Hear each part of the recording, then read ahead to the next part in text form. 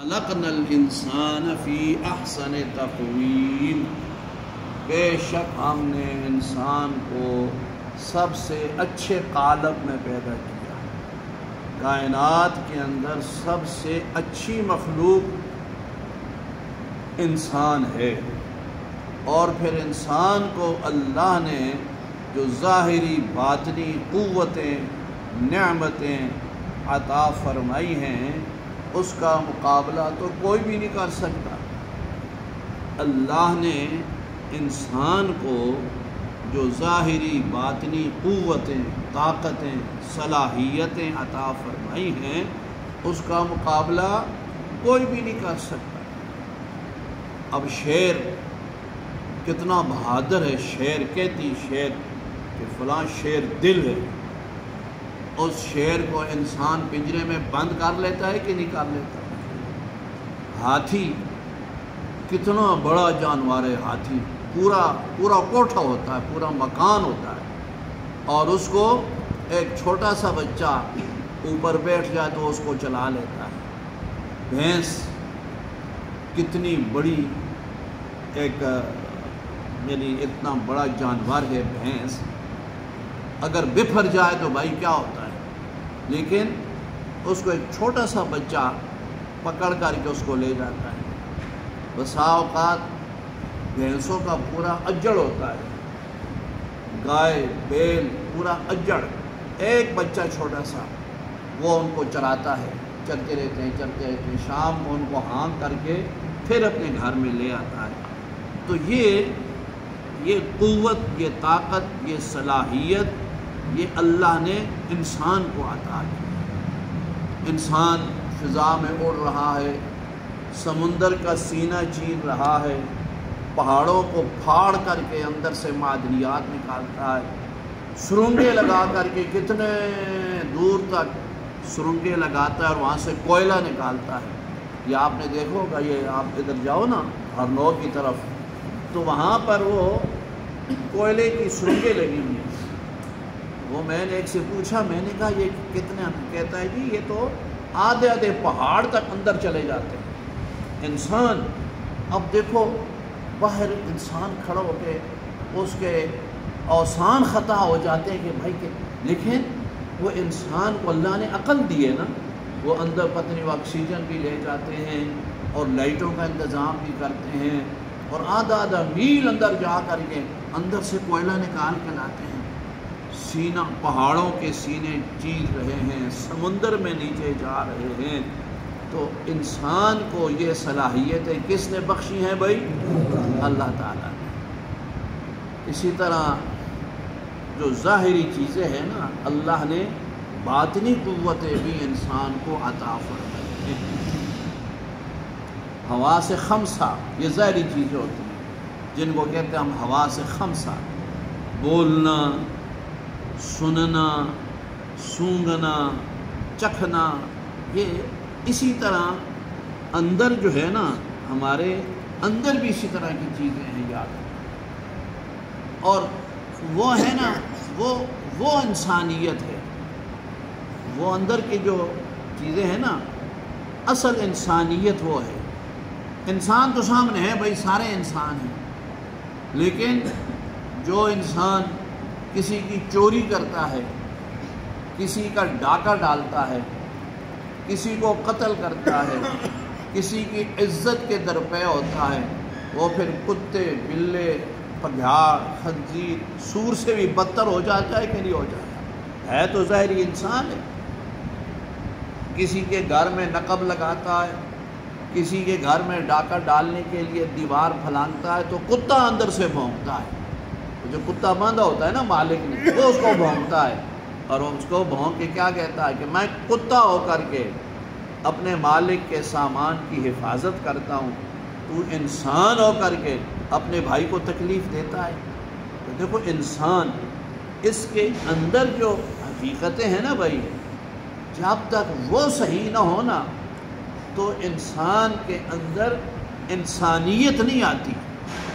اس لیے بزرگان دین سالکین کی تربیت جب فرماتے ہیں نا، تو ان کو اذکار سکھاتے ہیں تو یہ لطائف ستہ ہوتے ہیں.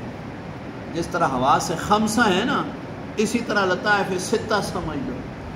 اب بھائی ظاہری طور پر تو ہم ہر چیز سونگھ لیتے ہیں نا، جو چیز بھی ہو سونگھ لیتے ہیں.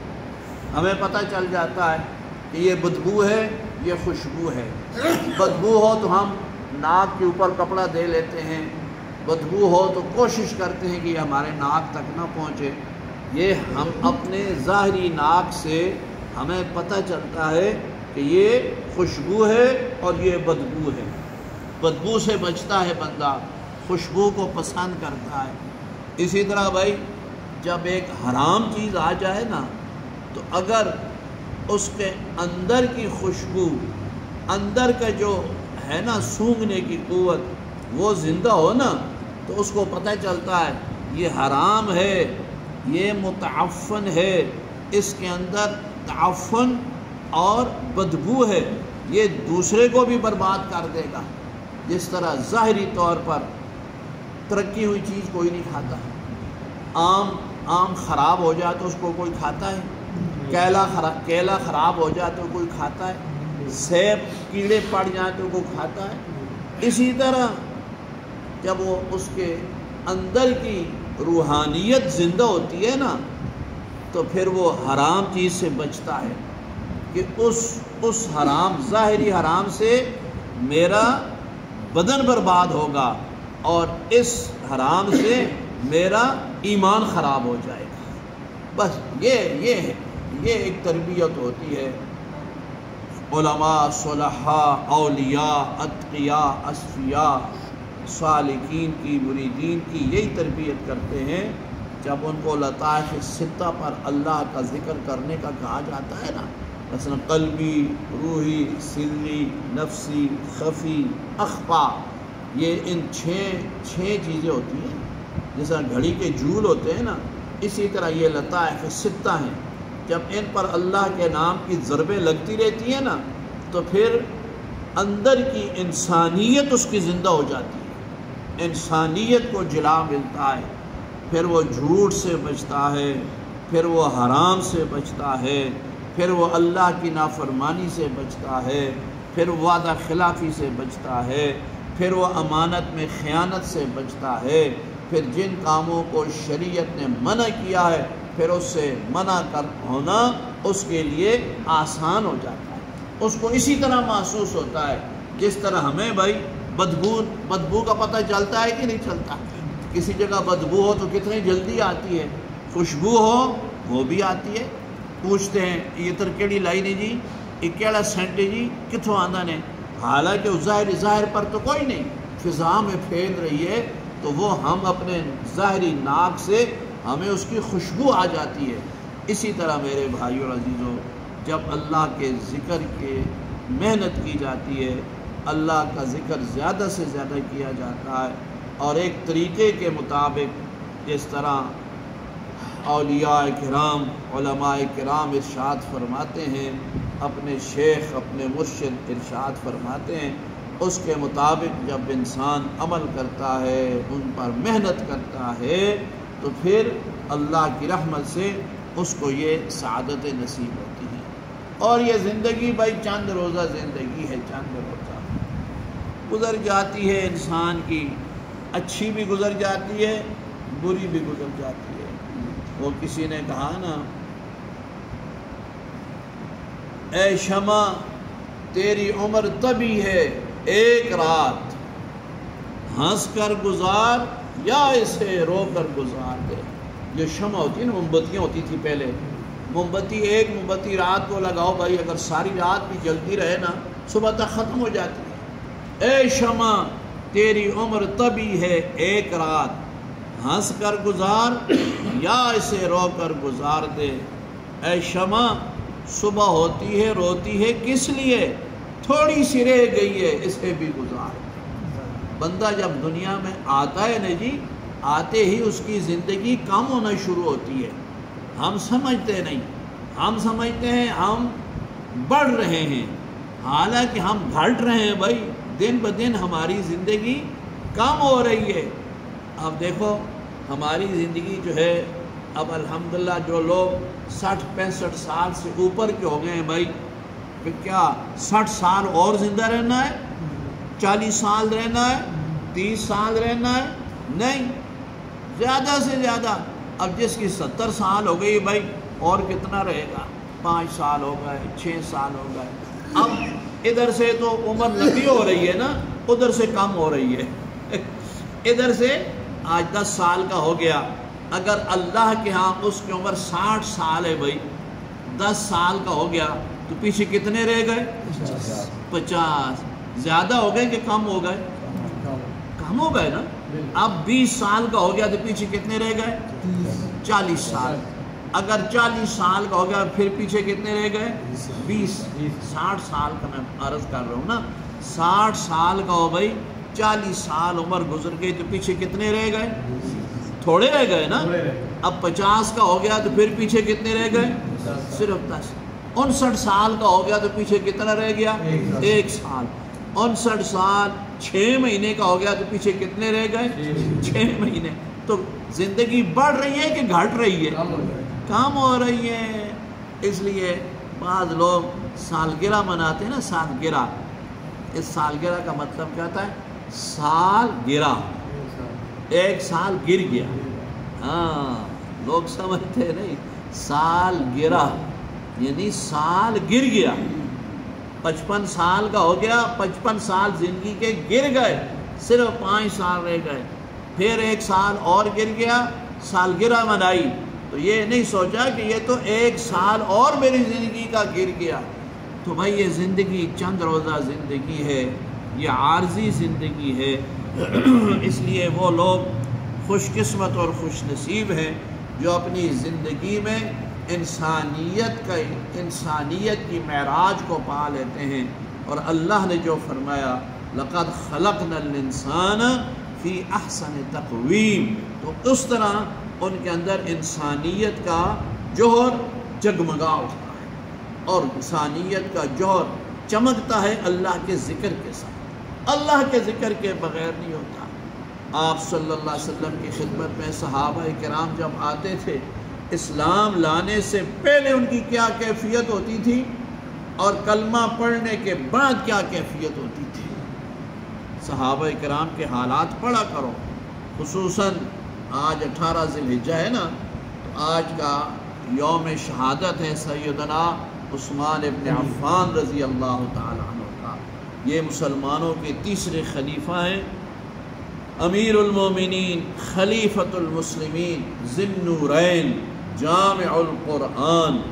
12 سال آپ نے خلافت کی اور آپ کو ذی النورین لقب ملا. یہ جو ذی النورین نا، ذی النورین کا مطلب ہے 2 نوروں والا. آدم علیہ السلام سے لے کے حضور صلی اللہ علیہ وسلم تک کسی نبی کی امتی کو کسی کو بھی یہ شرف نہیں ملا جو حضرت عثمان کو ملا کہ ان کے گھر امام الانبیاء صلی اللہ علیہ وسلم کی 2 صاحبزادیاں یکے بعد دیگرے آئیں. پہلے ایک صاحبزادی حضور نے دی، وہ فوت ہو گئی. دوسری صاحبزادی نکاح میں دی، وہ بھی فوت ہو گئی. فرمایا عثمان اب میری اور کوئی بیٹی ہے نہیں، اگر ہوتی 10 بیٹیاں ہوتی وہ بھی میں تیرے ہی نکاح میں یکے بعد دیگرے دیتا. حضرت عثمان رضی اللہ تعالی عنہ حضور کے دوہرے داماد ہیں. تو ان کی زندگی دیکھو، حضرت عمر فاروق کی زندگی دیکھو. آپ اکثر سنتے رہتے ہیں اسلام لانے سے پہلے تو حضور کو شہید کرنے کے لیے نکلے تھے، حالت یہ تھی. لیکن جو ہی کلمہ پڑھا اندر سے وہ سب کچھ چیزیں نکل گئے. نور ایمان، اخلاق حسنہ اور آپ صلی اللہ علیہ وسلم کی محبت، یہ چیزیں دل میں داخل ہو گئیں. اور یہ سب برکت کس کی تھی؟ لا الہ الا اللہ کی برکت تھی. لا الہ الا اللہ پڑھا تھا نا، کلمہ ہی تو پڑھا تھا. کلمہ پڑھا، اس کی یہ برکتیں ہوئیں کہ پہلے جو اخلاق اچھے نہیں تھے وہ سارے کے سارے ختم ہو گئے. اور پھر اخلاق حسنہ اور وہ اخلاق عالیہ اور وہ مقامات نصیب ہوئے جن کا مقابلہ قیامت تک آنے والا کوئی غوث، کوئی ولی، کوئی قطب، کوئی ابدال اس کا مقابلہ نہیں کر سکتا. تو یہ ساری کی ساری برکتیں کلمے کی ہیں یاد. تو آج بھی بھائی اللہ کا کلمہ تو وہی ہے. ہم صحابی تو نہیں بن سکتے، نہ ہی ہم اور کوئی اللہ کے ولی بن سکتے ہیں بھائی، لیکن کم از کم اتنا بھی اگر ہو جائے نا ہمارے لیے کہ ہمیں گناہ سے نفرت ہو جائے اور نیکی سے محبت ہو جائے. ہم گناہ گاروں کے لیے یہ بھی بہت بڑی چیز ہے. گناہ ہو جاتے ہیں، غلطی ہو جاتی ہے، گناہوں سے کوئی پاک نہیں ہے سوائے انبیاء علیہ السلام اور صحابہ کے. انبیاء علیہ السلام معصوم ہیں، صحابہ اکرام محفوظ ہیں. باقی ہر ایک سے غلطیاں ہوتی ہیں بھائی، لیکن ان غلطیوں پر انسان متنبہ ہو جائے، ان غلطیوں پر انسان کو افسوس ہو، ان غلطیوں پر شرمندگی ہو، احساس ہو کہ میں نے غلطی کی ہے، یہ بہت بڑی بات ہے، یہ بہت بڑی بات ہے. آج تو دیکھو ایسا وقت آ گیا، اللہ تعالیٰ اپنی رحمت فرمائے، اللہ معاف فرمائے، گناہ کر کے لوگ گناہ سمجھتے ہی نہیں. آج تو وہ وقت ہے نا جی، گناہ کر کے لوگ گناہ سمجھتے ہی نہیں. وہ سمجھتے ہمارا حق ہے، ظلم کیا، جھوٹ بولا، حرام کھایا، غیبت کی، یہ سارے کام کرنے کے بعد بھی افسوس نہیں ہوتا. حالانکہ غلطیاں، میں نے عرض کیا، غلطیاں ہو جاتی ہیں بھائی، ہم خود گناہ گار ہیں، لیکن کم از کم اتنا احساس یہ ضرور ہونا چاہیے کہ ہم سے غلطی ہو گئی، ہم سے خطا ہو گئی. دل میں افسوس ہونا چاہیے، دل سے انسان کے اندر ایک شرمندگی کا احساس ہو، توبہ کرے، استغفار کرے، آئندہ اس گناہ سے بچنے کی کوشش کرے، اللہ کا نیک بندہ، عمل صالح کرنے والا بننے کی کوشش تو کم از کم کرنی چاہیے نا. تو یہ چیزیں حاصل ہوتی ہیں بھائی اللہ کے ذکر کے ساتھ. جب اللہ کا ذکر ہوتا ہے، اللہ کی یاد ہوتی ہے، قلبی، روحی، سری، نفسی، خفی، اخفا، ان لطائف پر اللہ کے نام کی ضربیں لگتی رہتی ہیں. ایک وقت آتا ہے کہ انسان کے دل کے اندر نیکی سے محبت پیدا ہو جاتی ہے اور برائی سے تبھی نفرت پیدا ہو جاتی ہے، تبھی نفرت. جس طرح کئی دنیا میں چیزیں ہیں نا جی، ہمیں ان سے تبھی ہمیں اچھے نہیں لگتی، طبیعت کے لحاظ سے. مثلاً بعض لوگ ہیں وہ موٹا گوشت نہیں کھاتے، بعض لوگ چکن نہیں کھاتے، بعض لوگ بینگن نہیں کھاتے. تو حالانکہ ڈاکٹر نے تو منع نہیں کیا، مگر ان کی اپنی طبیعت نہیں ہے. ان کے سامنے رکھو، کہتے نہیں جی میں نہ کھانا، اور جی کھاؤ بینگن بہت اچھے، اور جی ٹھیک ہے اچھا سن تو سکھاؤ، میں نہ کھانا، ماں نہیں اچھے لگتے. حالانکہ اس کو نہ کسی نے کہا ہے، نہ اخبار میں آیا ہے، نہ اس کو کسی نے میسج کیا ہے، مگر اس کی اپنی ایک طبیعت ہے نا، اس کو نہیں اچھی چیز لگتی. اسی طرح ایک وقت آتا ہے جب انسان اللہ کا ذکر کرتا رہتا ہے نا، اس کو جھوٹ سے نفرت ہو جاتی ہے، اس کو حرام سے نفرت ہو جاتی ہے، اس کو اللہ کی نافرمانی سے ڈر لگتا ہے. اور یہ سب سے بڑی ہم لوگوں کے لیے سب سے بڑی کامیابی ہے. یاد رکھو، اللہ تعالیٰ ہم سب کو بہت زیادہ اپنا پاک نام لینے کی توفیق عطا فرمائے، اور اپنے پاک نام کی برکت رحمت اللہ سب کو نصیب فرمائے. اور غلطی ہو جائے تو اللہ تعالیٰ ہمیں اس پر احساس ندامت نصیب فرما کے آئندہ کے لیے ان گناہوں سے بچنے کی اللہ توفیق عطا فرمائے. پڑھیے بھائی، اعوذ باللہ